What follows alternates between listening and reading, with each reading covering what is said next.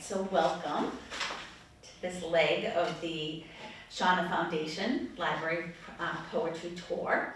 My name is Kathleen Stoker. I'm the Poetry Director for the Shauna Foundation. A little bit about us. The Shauna Foundation is a 501c3 arts nonprofit since 2015, named for Shauna E. Shea, who passed away at the age of 16. We continue this work in her memory. Our mission: we believe the arts and education are essential to creating a vibrant, healthy community and world.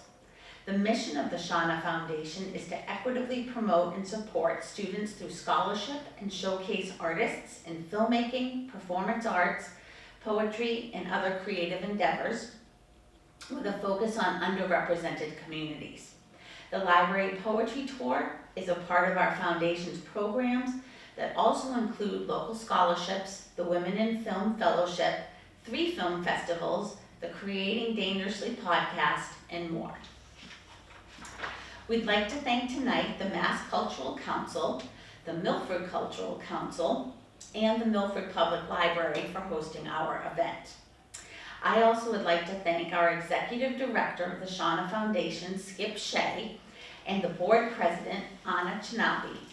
Anna and I met a few months ago to do some networking for our jobs in the mental health field, and we ended up talking everything poetry. Skip and Anna are 2 courageous and compassionate people who have created this wholehearted foundation to lift up our local communities. I'm grateful for this opportunity to serve as the Poetry Program Director. And I would also like to thank my predecessor, Tony Brown. So thank you all for coming out tonight. It is my pleasure and honor in a moment to have our poet for this leg of the poetry tour, Jasmine Ramos, to come up to share her poetry.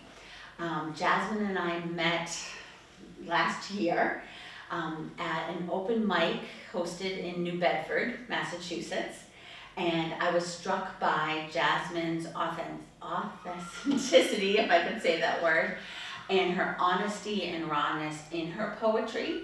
And I was so grateful when I reached out and she said she would be happy to share her poetry with all of us. A couple of other things, as I said before, we met in New Bedford, and that is where Jasmine's from. She's the mother of 3. She's an Army vet, full-time employee, and an amazing, amazing poet. So if we could welcome Jasmine up, and then she'll be performing, and then I'll be asking her questions in between, and we want to welcome the audience to participate as well. So thank you.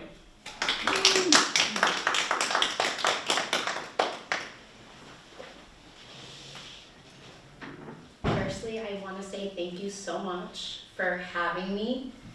I was so excited when you reached out to me. I really was. I couldn't believe it. So thank you so much for allowing me to be here. Okay. So when I first started writing, I didn't really rhyme my poetry. It was kind of just writing down my feelings. And then as I got more familiar in the poetry community, I changed it up and now I do more spoken word style. So first I'll share something that I wrote before I started spoken word. This is called New Management. Operating under new management, a place where recipes for disaster were passed down. Self-sabotage is no longer on the menu, and trauma responses will not be served. Allow me to feed you from a place of pure intentions, pouring into your cup with words that speak life into the darkest corners of your soul. Bite into the idea that love is meant to feel safe, boundaries are meant to be respected, and that trading old recipes for new ones is not betrayal to tradition, but the birth of a new legacy where the healed version of me waits for the willing version of you. And that's that piece. Thank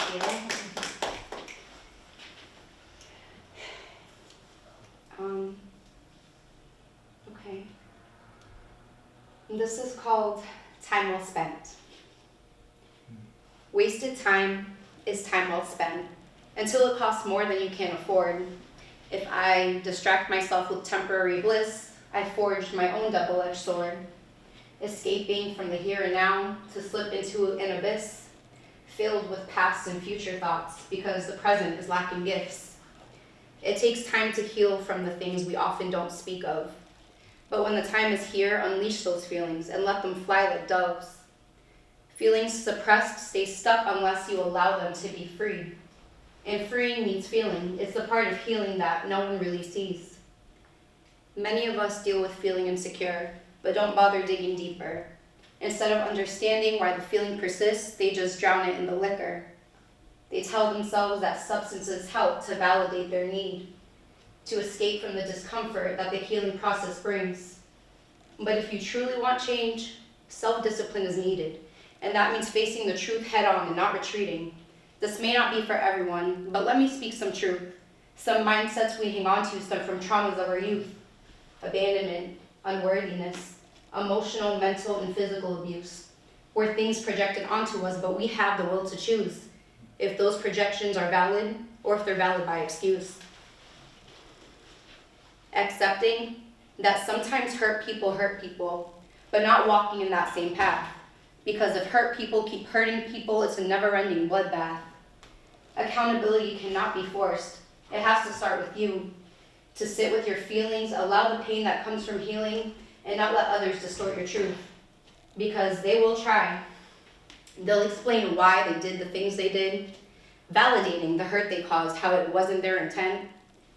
An apology may not be given, but you must continue on, standing firm in your truth, especially when they say your truth is wrong.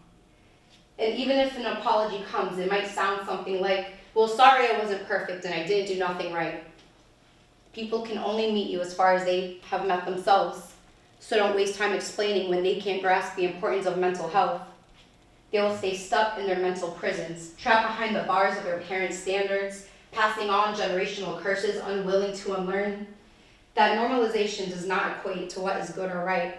Normalizing things is another way to disguise the dark as light.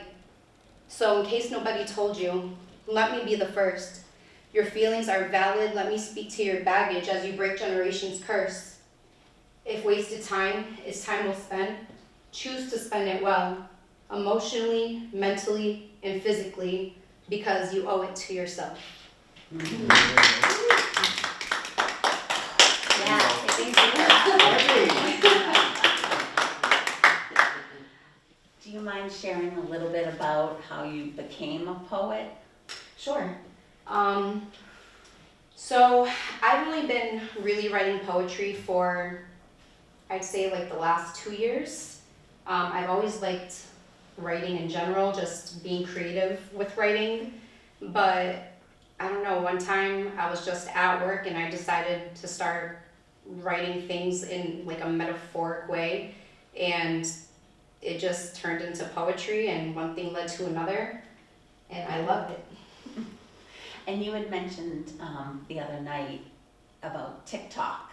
That was a big influence for you in terms of getting your word out there. Yeah, so like I started posting on Instagram, and then I switched over to TikTok, and there was a poet on TikTok who reached out to me and told me about an open mic that they had on TikTok in the TikTok community. So he invited me to go check it out, and when I did, I met so many other poets, and we just share work and give each other feedback, and that made me comfortable enough to go to the open mic. And if I didn't ever start posting my poetry, like, I would not be here. Right. So. And just even in your first 2 poems, there's a theme of mental health. Can you talk to us about why that's so important to you? Well, personally, like, I'm Puerto Rican, and like in Hispanic cultures, mental health is not really like a thing. Like, if you go to Puerto Rico, like, they don't have mental health things like that.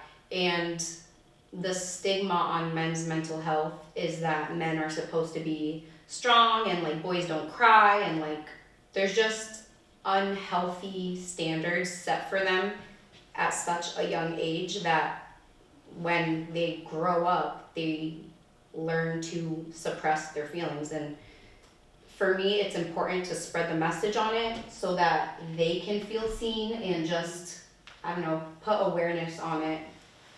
Absolutely. I love that you focus on men's mental health, and I would throw up there a lot of us women too.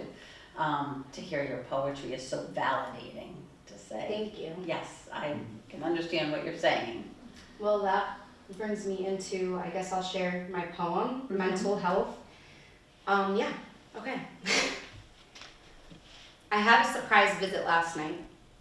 I wasn't expecting anybody, but it was depression and she wanted to fight. She wasn't alone. Of course she brought friends. Anxiety and intrusive thoughts pushing me towards my end. They pinned down my arms and shoved rocks in my stomach. The heaviness drags me down and sometimes I don't think I'll overcome it. Waterfalls where my eyes should be, rapids in my chest. It gets harder just to breathe, but they will not let me rest. The current pulls me under. I try and hold my breath, caught in the undertow, spiraling towards death. You think that's bad? There is no method to their madness. They remind me that I'm not okay, consumed by random sadness. A movie of the past stuck on replay, dissecting conversations, wondering why I was badly treated, never had no explanations. My therapist says I may have ADHD, but I guess we're just gonna wait and see because I've gone undiagnosed for a quarter century. I just wanna be sure they're not misdiagnosing me because I think I'm autistic or have BPD, but maybe I'm just crazy like my family thinks. I tell my kids, go potty, it's time to take a nap, because one more mess or one more whine when I'm already feeling trapped is enough to trip the wire and suddenly I've snapped. Overstimulated, I put my brain in a box. I try and hide it somewhere safe to keep from hope being lost. I hate the noise, I hate the light, the way my clothes feel on my body. I know, it doesn't make sense. But this is my series of unfortunate events. And in the moments when the water's really deep and I'm struggling to paddle because my life raft starts to sink, I remind myself that the intrusive thoughts are lies, a parasite of the brain that's taken way too many lives. And I know that for our men, the stigma is to blame. They silence themselves to avoid feeling shame. Society said it's weak so they don't speak on their pain. And they weather every storm, we never know of their rain. If you feel the way that I do, please pick up your phone. We can go and grab a coffee or sit quietly alone. Because mental health is health. I wish more would understand that opening up about your darkness don't make you less of a man. In case you missed the first time, I'll repeat it again. Opening up about your darkness don't make you less of a man, just human. And if it's 2 a.m. and depression gangs up on you with its friends, I'd rather you wake me up because my phone made a sound than to watch as they lower you 6 feet underground. And that's a piece. Wow. So, a lot of my poetry, I start to memorize as I'm writing it, because as I write a line or whatever, I read it back completely from like to see how it fits all together. So, after a while, it's kind of repetitive. Wow, that's incredible. I know. Thank you. I mean, that's not just a few lines, No. right, Jasmine? That's No, like that's a full-on incredible. story. Thank you. Yes, it's amazing. I appreciate that. Yes. Wow. How long did it take you to, say, write that piece? That piece specifically, it probably took me a few hours. Mm-hmm. When I don't even know if it took me a few hours because I started writing, I was having a panic attack actually. Mm-hmm. So, like in the middle of my panic attack, I just decided to write how I was feeling and it kind of just, I don't know, Pour it out. yeah. So it's not only the themes that of mental health that you're writing about, it's the actual writing is therapeutic for you. Yeah, I would say so. Yes. And for a lot of us, right? We love to write because it helps us, Yeah, right? That poem's fantastic. thank you. I sense that that's kind of directed at men with PTSD. Is it somewhat? It With definitely, having your history being in the service? it definitely could be. That's what hit me when you're halfway through it. Yeah, I would say like kind of as a whole, that's definitely part of it. Okay, I guess I'll lighten it up a little bit. Oh, okay. This one is called Reality Check. Okay. That reality check was worth every penny. For my thoughts, they were getting kind of heavy. Added abuse to love like it was a levy. My love don't cost a thing, but my name is Jazz, not Jenny. He was from the block, from the streets, the secret city. But a secret isn't safe when the truth revealed the shitty. A hard pill to swallow, it really is a pity. When pain is the gun, real love can trigger flitting like, why are you choosing me? What's in it for you? I can't accept your love because I don't believe it's true. Those who matter most didn't want me, why do you? Here's why I self-sabotage so you don't hurt me too. If you saw you through my eyes, you know that's farthest from the truth. I see the pain in yours, the darkness that you hide, and I've been there before, I felt the hurt you feel inside. Your perception is reality, but you could change it if you tried. My light pushed you away, you weren't ready for that stride. Cause my heart was just a plaything that you took and threw aside. A wild goose chase on the pursuit of wasting time, but it's fine. And there's more than meets the eye. I fell in love with your soul, remember they intertwined? I can see your inner child when you're looking into mine. I would have loved you through the healing, but you never took the time, but it's fine. And you know what? I changed my mind. You fed me lies and breadcrumbs because you were broken inside. You pushed away my love, but you held on to your pride. You decided to hold on to the toxic things, and I did. Tell you that time will tell you've been misguided. And you'll say that my argument's invalid. And that's a problem I can't fix because it's one-sided. So I choose to walk away. Stumbling on my heart, I had to put it in its place. I took the time to heal when we went our separate ways. And you better not come back because I promise I'll show restraint. You didn't see my worth, I went and got it reappraised. And you can keep your pennies because my prices have been raised. Wow.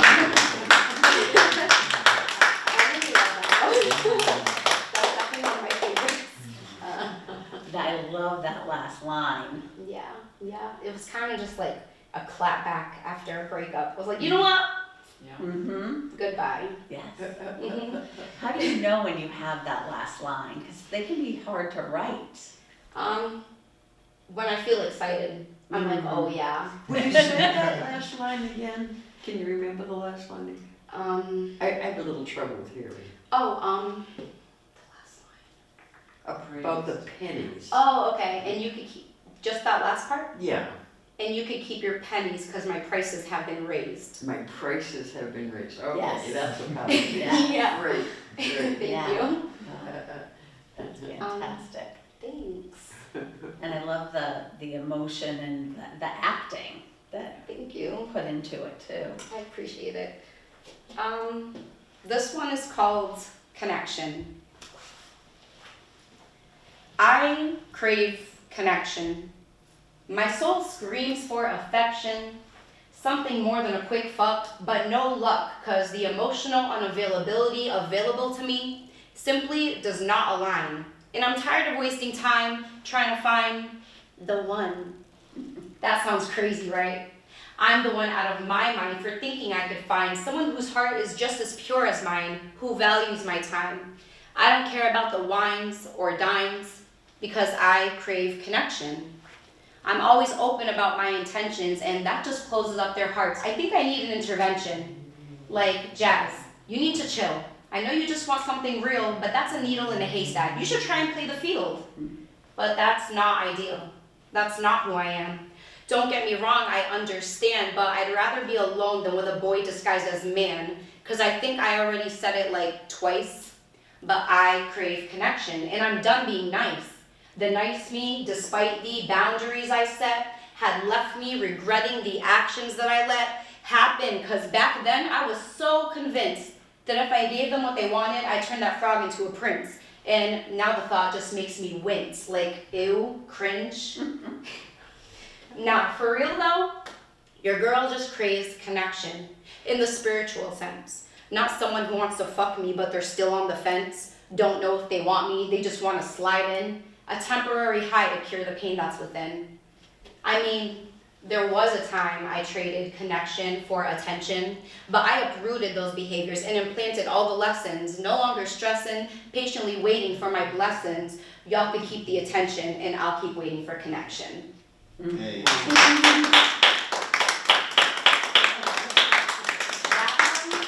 That one actually has a part 2. So I will share that one, but I might need a little reminder. I spoke it loud and clear. I crave connection. Like the connection between my pen and paper. My spelling turned to spell work, and my sentence is the universe working in my favor. And not a minute too soon or a second too later. I trust the timing that is divine, even if its time is different than mine. I wanted a love like I wake up and cover you up because the blanket fell off. I kiss you on the cheek while you're counting sheep, and I'd be counting on the idea that this is meant to be. But men with pure intentions are what never came to me. And if you've heard my work before, you know this is where it gets deep. Because up until this point, my heart was blackened and blued. I tried to pinpoint what was wrong with me, why I was used and abused, often wanted, but it was never me they choose. And if I ever made you feel this way, I'm saying sorry too. Because up until this point, my heart had marks from being bruised, and I pushed my hurt on others, and they felt what I felt too. It wasn't my intention. I was damaged from the hurt that others inflicted onto me. I had to do the work. And the deep hues of purples and blues faded to a shade of green. Proof that healing is possible, like renewal and the spring. The hope that comes from holding on, believing that better things are on the horizon if I just open my eyes and trust divine timing. And trusting isn't something that comes easy for me. I gave my heart to people who left it there to bleed, so when the universe came and delivered you to me, the draft from the winter started giving me cold feet because I craved connection in the spiritual sense. And I must have manifested you because this is heaven sent. The others were just window shopping and you're my 50 cent. Because if I knew you were in store for me, I'd wish they'd sooner went.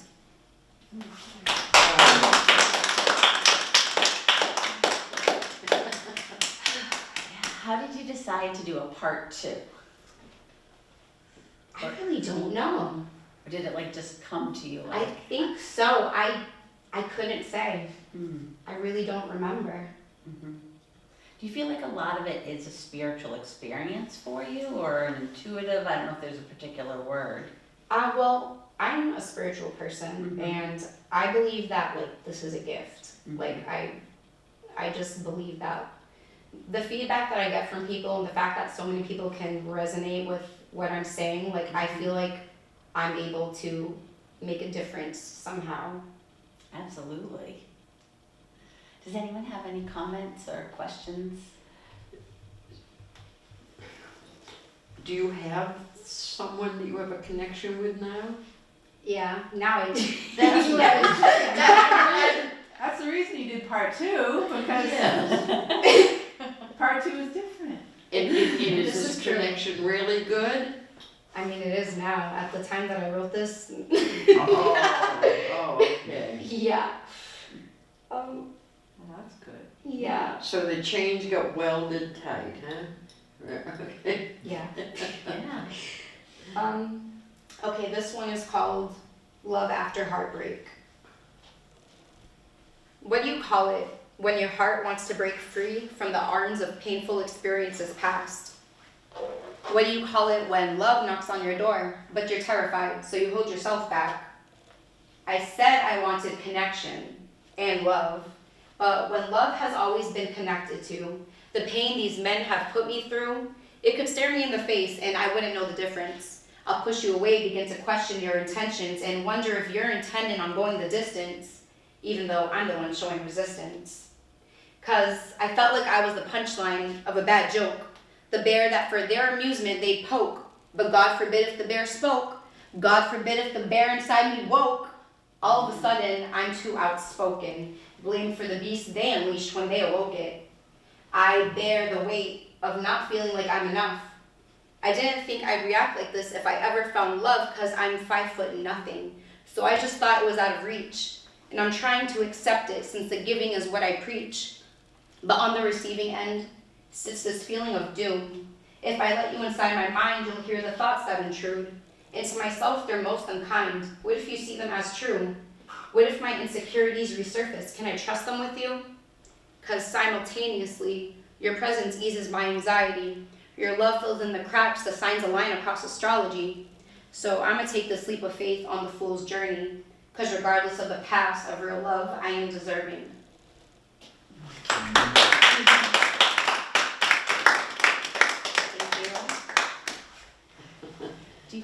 through every relationship that might not have, worked out, there's life lessons that you took away, or did it take you, I don't know, to a certain age, or becoming a mother, or like, were there life events? Well, I do believe that there's a purpose for everything. That's just the type of person I am. I don't, instead of why is this happening to me, I think, what is this trying to teach me? So with everything that has not worked out, I learned something, and if I can take a lesson away from something, then I'm happy with that. Right. But it took me a long time to get there, because I had to do a lot of self-reflection. And a lot of it comes from like seeking external validation, and once I eliminated that, because people just project themselves, so it's really easy for me to not take things personal now. Right. But it took a long time, and every lesson learned, I gained something, so You're very wise. thank you. For sure. So basically, you get to learn to like yourself, right? Yeah, that's nice. Just be yourself and not worry about how other people take it. I don't care if I'm digestible. What's that thing they say? You can I choke. like that. Yeah. I don't care. You can choke. Yes. Right. I wrote this one. There's a trail that I like to go to by my house, sort of. It's sort of by the house. And there's a river, and I wrote this while I was just staring at the river. So this is what I came up with. Like a river, she is fierce, free yet calculated. Her mind moves like the ebb and flow of a chaotic rush of white waters. She is but a small ripple, gaining momentum on its journey to what creates great waves of inspiration. And like the river that leads to the bubbling crash of the waterfall up ahead, she is calm and flows with ease from the edge of fear to the pool of wonders, where the river and the waterfall meet in harmony.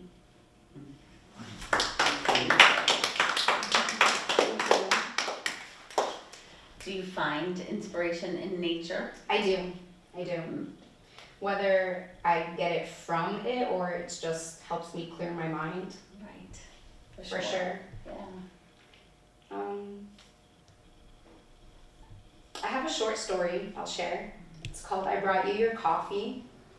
And this came about when me and my sister, we like to do writing prompts. So the writing prompt was I brought you your coffee. So this is my take on it. The look of frustration settled on his face. He paced back and forth. Nothing is going right, he sighed, pushing his right hand through his hair with the other on his hip. He paced more, traveling from corner to corner of our kitchen, then living room to gather his belongings. With a briefcase in one hand and keys in the other, he quickly kissed me and was out the door. Before I could even make it to the porch, he was already far down the street. I knew as soon as he would realize that he forgot his coffee, his seemingly bad day would go from bad to worse. If only there was a way to call him to alert him before it was too late. But the year is 1943, and I am wishful thinking.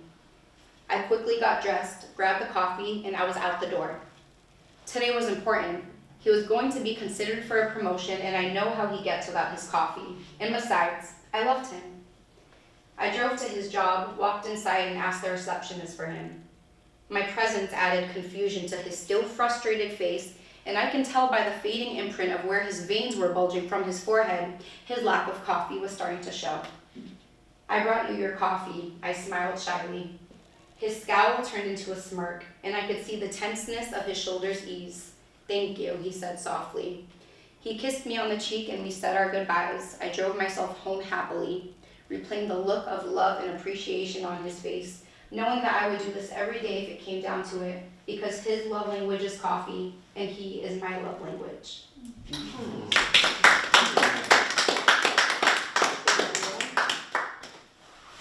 Why did you go back to the 1940s?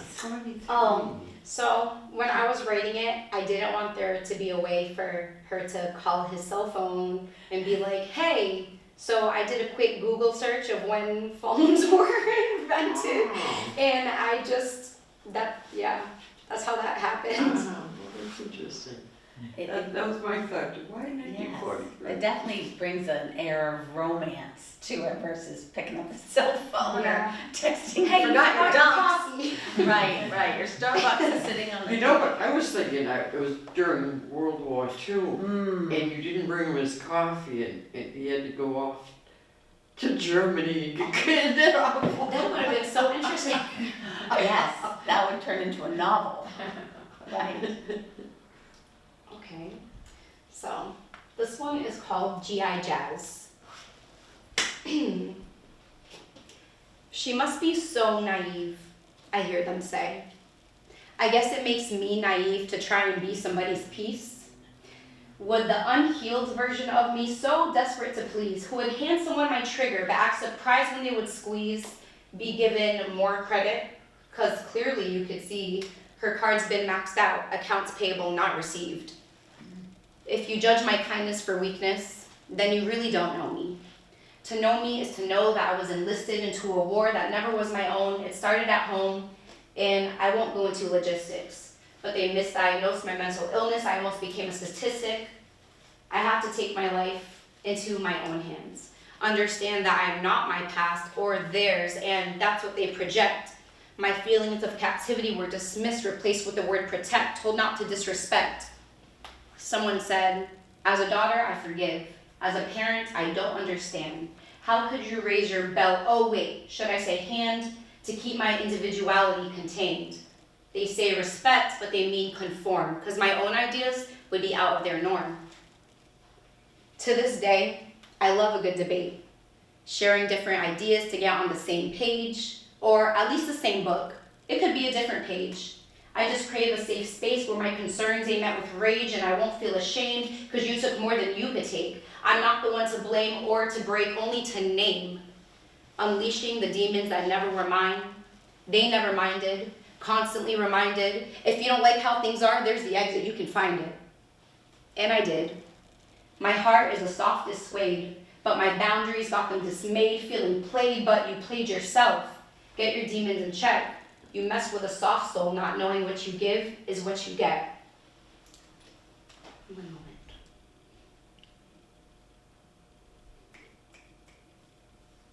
I'm the black sheep, and these curses end with me. Radiate light, had to fight for my right to part ways. And now I go days, even weeks, but they still won't check on me. And they still won't take accountability. So maybe they're right. And maybe I am naive, because to think a pattern would suddenly change after years of stagnancy, no motion or range.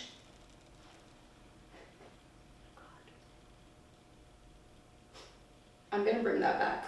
So maybe they're right, and maybe I am naive, because to think a pattern would suddenly change after years of stagnancy, no motion or range, to think I'm immune to toxicity, so I knock on its door, just to see if things would be different, knowing it isn't. Got myself trapped in a mental prison, a romantic so hopeless I returned to the site of the crimes just to make sure I really am right. Gaslighting myself because I want to believe that families can heal instead of just grieve, but not everyone is as self-aware as me, and not everyone takes accountability, because when we only age as far as our healed trauma leads, some of us are older than our parents, so to speak. And some of us are choosing distance to keep our peace, because the naivety isn't necessarily because we're naive. It's an opportunity for our donors to step up to the plate, to put a death to their ego before it is too late. Turning children into soldiers conditioned to take abuse. We didn't choose to be here, and we want to see you grow, because we healed from the war that you started in our home.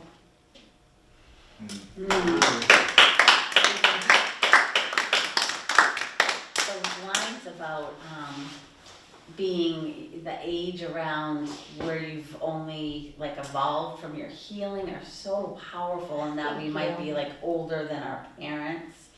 It's just, I could feel that big time. Thank you. Yeah. Are you planning on publishing any of these poems? I would love to. I really want to write a book. I'm trying to write a book.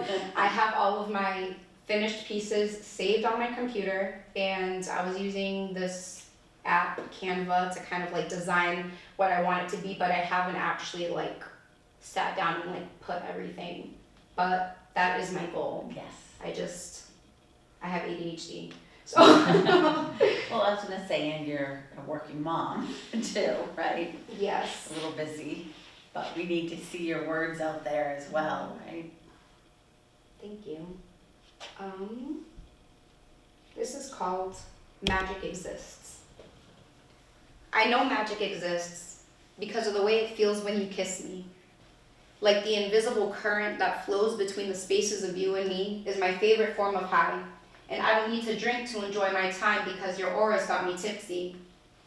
I find it in the comfort of silence, when our eyes speak fluently in the language of our hearts. As your thumb glides gently over mine, with our fingers intertwined, the energy lingers even after we part. It exists in the way my heart's begun to soften. Your consistency was the key that unlocked my chains of masculinity that I donned for protection, but removed by the possibility that, to the wind, I could throw caution.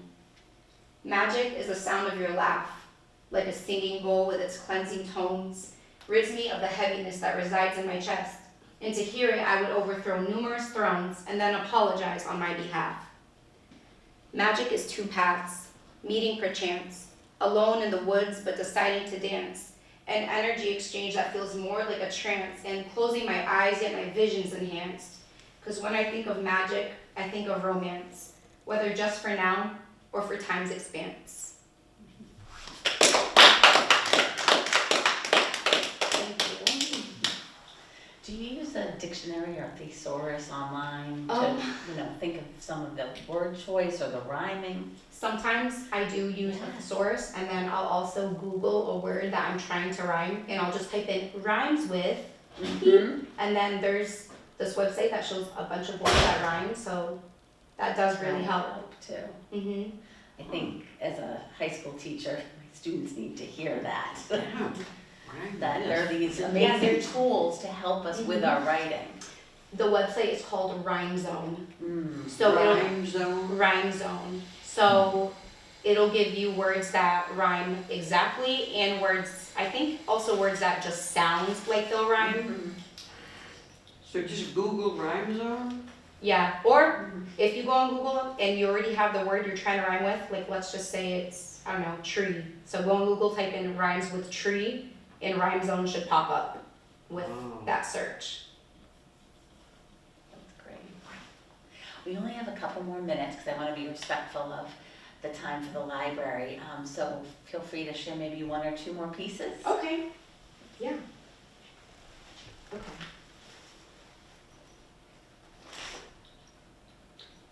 This one is called R.I.P. I feel like I'm grieving the loss of someone still alive because I know things will never change. A pretend funeral in my mind, what difference does it make? Because knowing you still exist in the world, running away when the going gets tough, and knowing it wouldn't matter the words I would say. I could write a whole book and still it won't be enough. But in a perfect world, you would actually listen. Let me paint you a picture. We'd be sitting in my kitchen. I would make us some coffee with cinnamon and love, and I tell you the truth, even if it was rough. You would listen to my words, seeing a new perspective, but it's not a perfect world, and you aren't receptive. You expected blind loyalty, because you can never be wrong. But since I saw it clearly, I didn't belong. When the company you keep turns a blind eye, you should ask yourself, why are they keeping it inside? You should ask yourself why they need to cower and hide, and you should ask yourself why they need to stay in your good graces, turn the other cheek and hiding their faces. A pure-intentioned person, they'll risk it all, stomping on the eggshells that others tiptoed on, risking being deserted. But ask yourself why. I had nothing to lose, and you know I had to try, because abuse is not discipline, and you know that deep inside. But at this rate, you'll project your whole life, displaying on the big screen all your pain and strife, and you impose that onto others, because yours is seeping through the seams. You ignored all the signs, and you ignored all the screams. No one is perfect, and I never claimed to be, but I know when wrong is wrong and take what? Accountability. And you have the ability to take it, but that would mean dropping the ego, leaving you naked, and I don't think it's truly ever too late, but I can't beat this dead horse until I'm blue in the face. Don't take it personal. I'm protecting my peace, because you're acting like America and I'm the Middle East. The bombs I dropped left you shaking in your boots. That's why I made you angry, because you can't handle the truth. Let me chill out, because you know I've been there too. The healing is the only difference between me and you. And I don't think that I'm better, I guess I just expected more. But you won't let nobody in, you keep a bar on the door. I always wanted you to win, I tried to pass you the torch, but you burned down the house while you were still behind the door. I feel like I'm grieving the loss of someone still alive, because I know things will never change. A pretend funeral in my mind, what difference does it make? And yet a hope in me still survives, that one day you'll heal your pain. Because when trauma and ego takes control, you lose more than you could ever gain. Do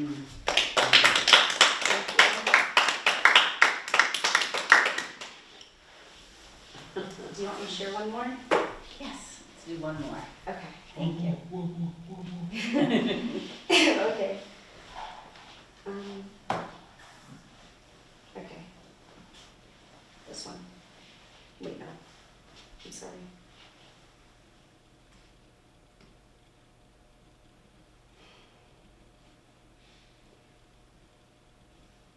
Darn it.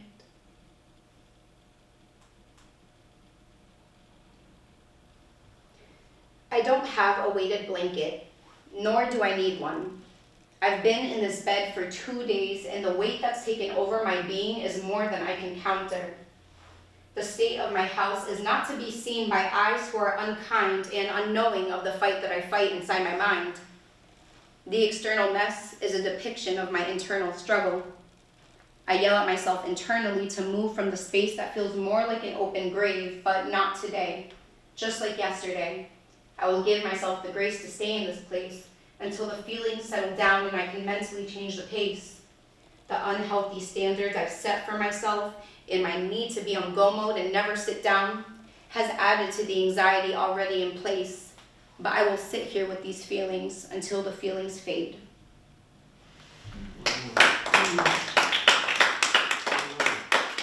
Thank you so much, everybody, for listening. Thank you, Jazz, really, that was amazing. Thank you so Again. much. Absolutely, and thank you to Milford TV, and again to Milford Public Library for sponsoring the Shauna Foundation. So thank you.